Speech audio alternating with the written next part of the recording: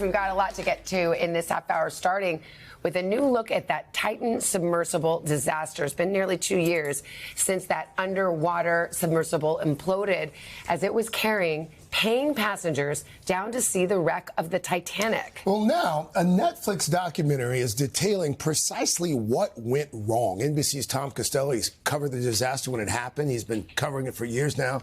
And you've also been speaking to a key player in the investigation, right, Tom? Yeah, guys, good morning to you. So this Netflix documentary is a powerful look into the many warnings that were ignored about Titan's design. Many of those warnings from David Lockridge. He's the Scottish submersible pilot who lost his job after telling the CEO it was too dangerous.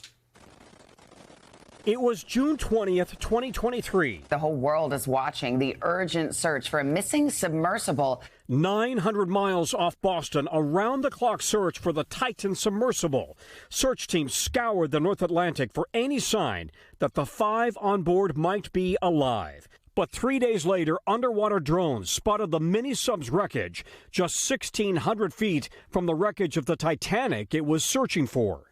Now, a new Netflix documentary, Titan, the OceanGate Disaster, provides new details looking at how the company behind the mini-sub repeatedly ignored safety warnings. I didn't know what to say, but I was blown away that at this point they were willing to play Russian roulette. David Lockridge was OceanGate's director of marine operations and the chief submersible pilot. But he was fired in 2018 after repeatedly warning CEO Stockton Rush, who died in the implosion, that the cheaper carbon fiber design wasn't safe for deep dives.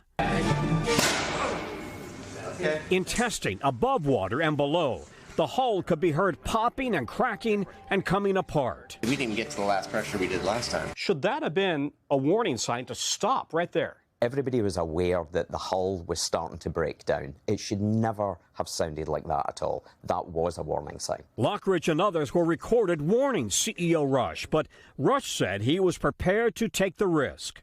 We're doing weird here, and I am definitely out of the mold. There's no question. I'm doing things that are completely non-standard, and I'm sure the industry thinks I'm an idiot. That's fine. Did you think somebody could die in this submersible?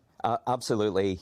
Even after I was terminated from the company, I felt in myself there's no way I could live with myself if something happened. Lockridge filed a federal whistleblower complaint and lawsuit warning the sub design wasn't safe. But that didn't stop OceanGate from charging passengers $250,000 to visit the Titanic.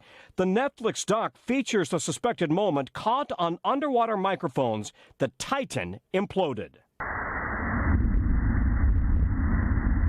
On board, British billionaire Hamish Harding, French pilot Paul-Henri Nogelet, Pakistani billionaire Shahzada Dawood, and his 19-year-old son Suleiman, and Stockton Rush.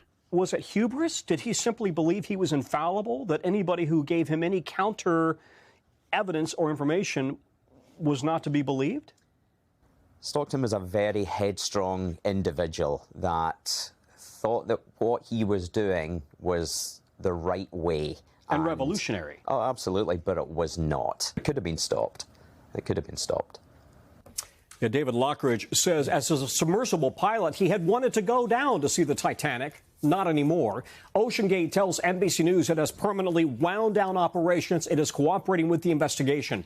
This Netflix documentary debuts on June 11th on Netflix, and we will have more tonight on NBC Nightly News with Tom Yamas. Guys, it looks pretty fascinating. Yeah. To see that retrospect, you were there those first days covering it. It's incredible to see what we've learned now subsequently. Very powerful documentary. Thank you, Tom. Thank you. Tom. Hey, thanks for watching. And don't forget, you can catch the Today Show every morning on NBC or take Today when you're on the go. Just follow the Today podcast on Apple Podcasts, Spotify, or wherever you listen.